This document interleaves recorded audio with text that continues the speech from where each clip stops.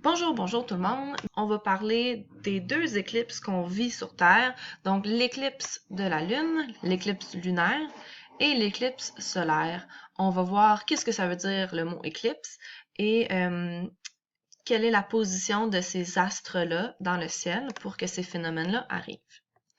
Donc, tout d'abord, avant d'écrire dans nos notes de cours, on va essayer de comprendre le phénomène. Donc, l'éclipse, ça veut dire que quelque chose est éclipsé, que quelque chose est caché. Dans une éclipse solaire de la Terre, on ne voit plus le soleil. Donc, il fait plein jour, puis pendant une dizaine de minutes, le soleil disparaît parce que la Lune va venir le cacher. La Lune vient entre le soleil et la Terre, cacher le soleil et provoque une zone d'ombre sur la Terre. Elle provoque aussi à côté de la pénombre. Okay? C'est de l'ombre partielle. Donc, il fait un peu moins soleil. Il fait un peu comme... il a l'air d'avoir des nuages, même s'il n'y en a pas. Okay? Donc, dans l'éclipse du soleil, c'est le soleil qui est caché. Il est caché par qui? La Lune. La Lune est dans le chemin, dans le fond. Dans une éclipse lunaire, qu'est-ce qui est éclipsé? C'est la Lune. C'est la Lune qu'on ne voit plus.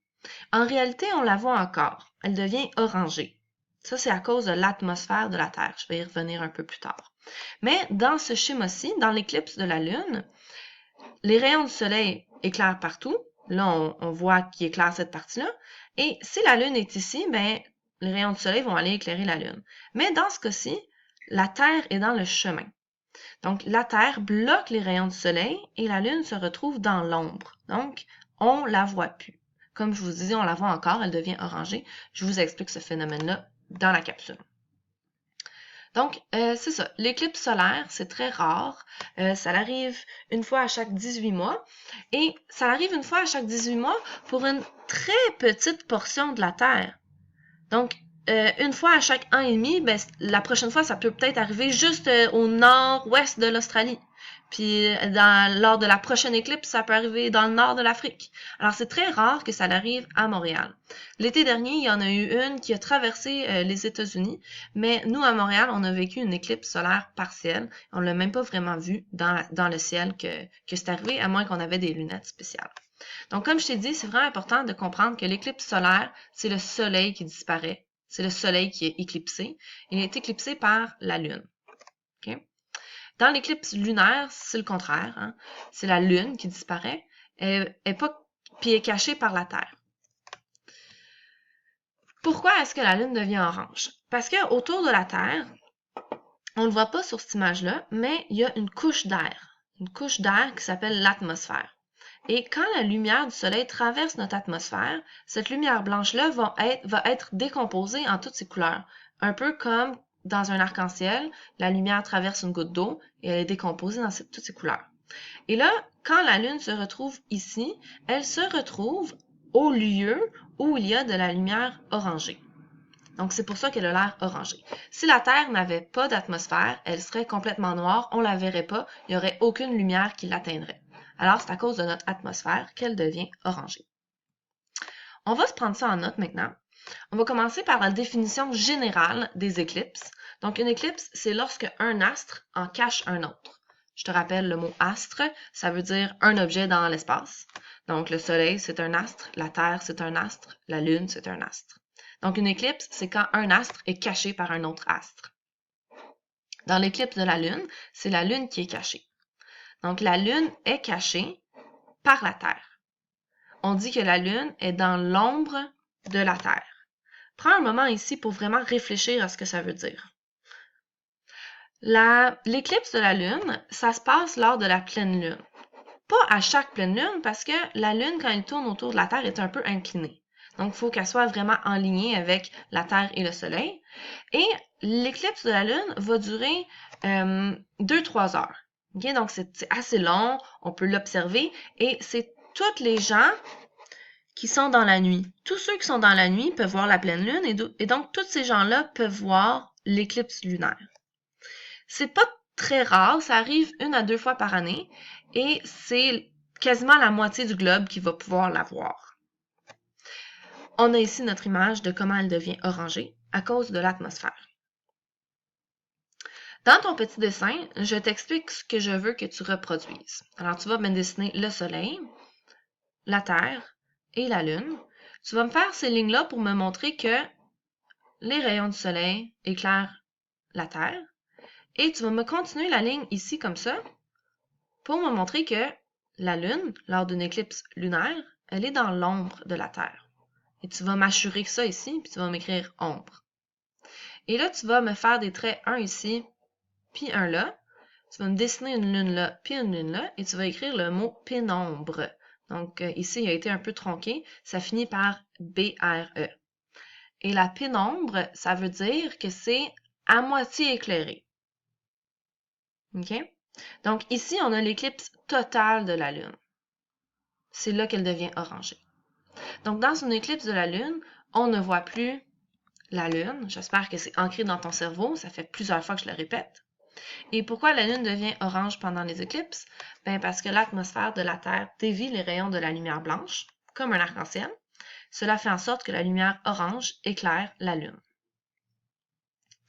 Passons maintenant aux éclipses du Soleil.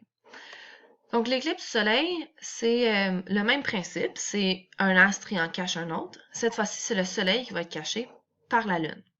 Mais c'est pas toute la Terre qui va le voir. Premièrement, il faut être dans le jour pour observer l'éclipse. Et comme tu peux constater avec le petit point noir ici, c'est seulement une très petite partie du globe qui va apercevoir cette éclipse-là. Ce qui est un peu en gris pâle ici, comme là, c'est les zones de la Terre qui voient une éclipse partielle. Donc le Soleil va être un peu caché par la Lune. Si on regarde la définition de l'éclipse du Soleil, c'est le Soleil est caché par la Lune. Une partie de la Terre, juste ici, est dans le noir en plein jour. Donc c'est plein jour, on a vu le soleil, puis là, la Lune vient cacher notre soleil et va provoquer de l'ombre sur une partie de la Terre. C'est ça l'éclipse. Je te montre une vidéo à quoi ça ressemble une éclipse. Donc, ça, c'est celle qui a été le 21 août l'année passée, en 2017. Comme je l'ai dit, elle a affecté les États-Unis. Donc, regardons. Alors, c'est plein jour. C'est plein jour. Et puis, on va voir la Lune venir cacher le Soleil graduellement. Ici, c'est un schéma de l'éclipse. Et regarde la lumière ambiante. Regarde comment ça devient de plus en plus sombre. Quand ça va être complètement éclipsé, ça va être presque comme la nuit. Puis il y a plein d'autres vidéos sur YouTube qui montrent ça. Et une des choses vraiment cool, c'est que les animaux capotent un peu. Eux, ils savent pas que ça s'en vient comme nous, là. Ils n'ont pas la raison scientifique qui leur dit « Ah, le 21 août 2017, il va y avoir une éclipse solaire. » Alors, comme quand tu es dans une forêt, tu entends vraiment beaucoup les animaux communiquer, les oiseaux faire du bruit, tout, parce qu'ils savent pas ce qui se passe, puis ils sont stressés. Donc voilà, regardez, c'est presque comme la nuit. Et ça dure pas longtemps. Une éclipse solaire va durer à peu près une dizaine de minutes. Et dès que les astres ne sont plus alignés, ça redevient le jour. Et peut-être que vous savez qu'il faut porter des lunettes spéciales pour observer une éclipse, parce que, je vais reculer un peu, parce que quand le soleil est complètement éclipsé, donc ici, vous voyez, là, on voit aucunement le soleil, c'est pas dangereux pour nos yeux. Il n'y a pas de rayons qui atteignent la Terre. Cependant, quelques secondes après, quand le soleil commence à réapparaître, ici, on a l'impression qu'il fait encore très très sombre, mais il y a des rayons du soleil qui atteignent la Terre et qui atteignent nos yeux. Donc, c'est là que c'est dommageable. Et comme on n'est pas comme super précis pour voir ça, moi je sais pas en regardant juste le soleil, est-ce qu'il est complètement éclipsé ou pas, mais c'est pour ça qu'on a besoin de se protéger. Retournons à nos notes de cours. Donc, on voit encore dans l'image ce dont on vient de parler. On a une définition. Ça dure environ 8 minutes. L'éclipse totale, donc la noirceur, dure environ 8 minutes. Et c'est très rare. Ça se passe une fois à chaque 18 mois, mais une fois à chaque 18 mois sur Terre, pas pour une place donnée. Donc, une fois par 18 mois, une fois par année et demie, quelque part sur la Terre, il va y avoir une éclipse du Soleil. Et dans l'éclipse du Soleil, on ne voit plus le Soleil. Je vous ai mis telle quelle l'image que je veux que vous illustriez. Donc, on a notre Soleil, la Lune, la Terre. Ici, ces lignes-là, c'est les lignes qui montrent l'ombre qui va être projetée sur la Terre. Et ces lignes-là, ici, ça montre la pénombre. Donc, une partie de la Terre qui va être un peu plus sombre que d'habitude. Et si tu te retrouves à l'endroit où c'est l'ombre, ben tu te retrouves à l'endroit où c'est l'éclipse totale du Soleil. Et si tu te retrouves où c'est la pénombre, ben tu te retrouves à un endroit où c'est une éclipse partielle. Voilà.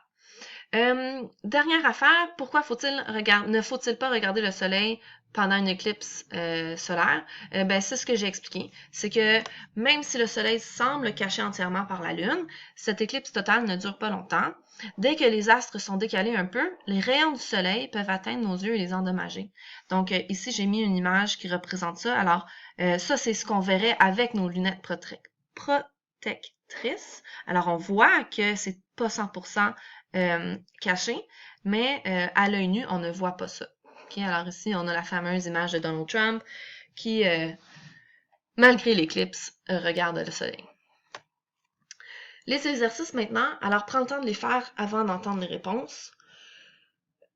Moi, je vais vous donner les réponses tout de suite, mais tu peux faire pause. Étienne et Jean-Claude sont deux élèves du collège. Pendant la semaine de relâche, Jean-Claude va visiter sa famille dans le sud du Brésil. Pendant son voyage, il voit une éclipse de la Lune. Étienne verra-t-il aussi l'éclipse? Pourquoi? La réponse, c'est oui. Parce que, étant donné que Montréal et le sud du Brésil sont alignés, qui sont à peu près dans le même fuseau horaire, mais ils vont être dans la nuit en même temps. Et l'éclipse de la Lune est visible pour tous ceux qui sont dans la nuit. Alors même s'il y a un décalage horaire de quelques heures, tant et aussi longtemps que à Montréal puis au Brésil, on est dans la nuit en même temps, ben, les deux élèves vont voir l'éclipse. 2. L'année suivante, Jean-Claude, qui est toujours au Brésil, aperçoit une éclipse du Soleil. Étienne verra-t-il cette éclipse? Pourquoi? La réponse c'est non, parce qu'une éclipse solaire, c'est seulement visible pour une très petite partie du globe. Et donc, la distance entre le Brésil et Montréal est trop grande. Alors, non, Étienne, qui est à Montréal, ne verra pas l'éclipse solaire. 3. Peut-on regarder une éclipse de la Lune sans lunettes? Oui, il n'y a aucun danger pour l'éclipse de la Lune.